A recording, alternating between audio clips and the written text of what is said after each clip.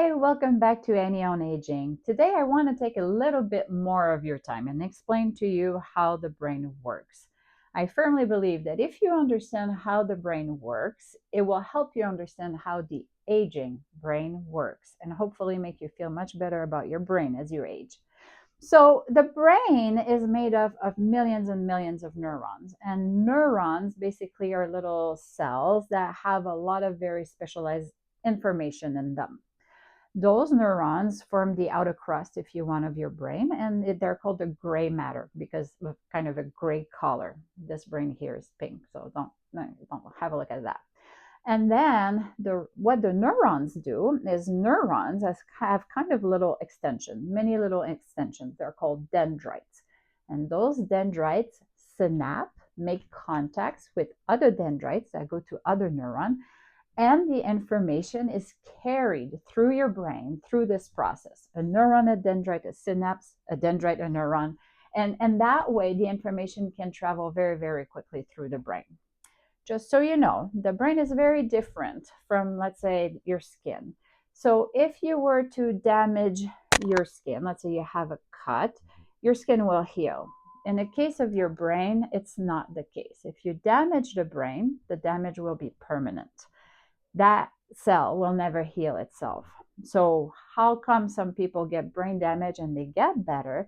It's because the brain is an amazing team player. So, let's say that this little neuron here died, right? It got damaged. The neuron that is right next to it is a very big team player, and it's going to say, "Oh, I can help you here. I can pick up the slack." And that's kind of called the neuroplasticity of the brain. It's how the brain can rewire itself to make new connection, right? Good so far. So this is kind of very technical. So let's have a very simple analogy. Think of your neurons or your gray matter as an airplane at a busy airport. I want you to think of the dendrites as corridors and gates to bring you places. Passengers would be the information, right? From infancy to childhood, how our brain develops is that we increase the volume of our gray matter.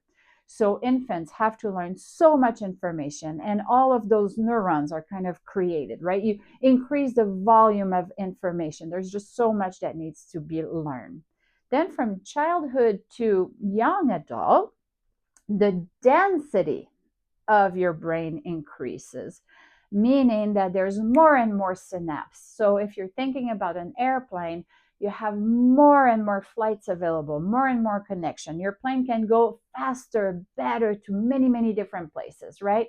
So your airport goes from having more and more and more planes initially, that would be like the infancy and childhood phase, to then having lots and lots and lots of connection. And that would be like your teenage young adult brain.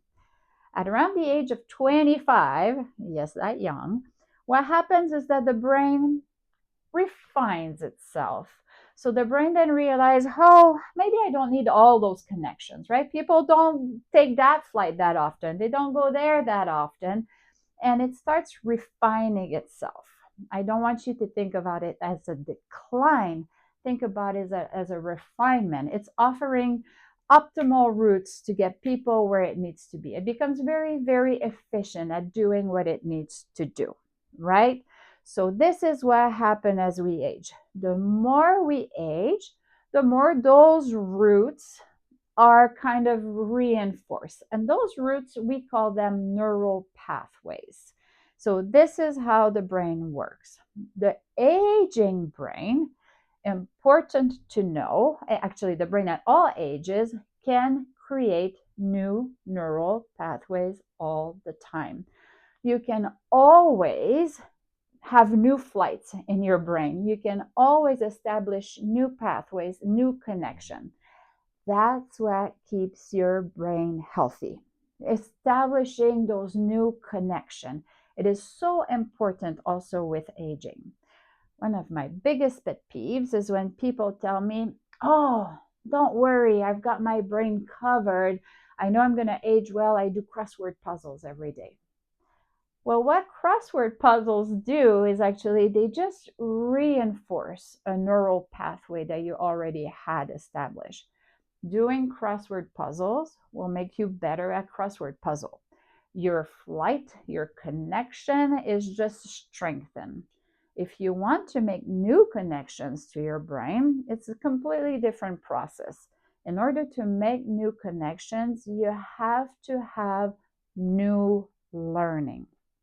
Not only new learning, but learning something that's a little bit hard, a little bit challenging, and really like not just learning it and forgetting it, but learning it and acquiring it and being knowledgeable of it, if that makes sense to you. So, the great thing is as we age, you can always establish new neural pathways, and that's what keeps your brain young and healthy. I hope that answers your question about the aging brain. Join me on Annie on Aging if you want more information.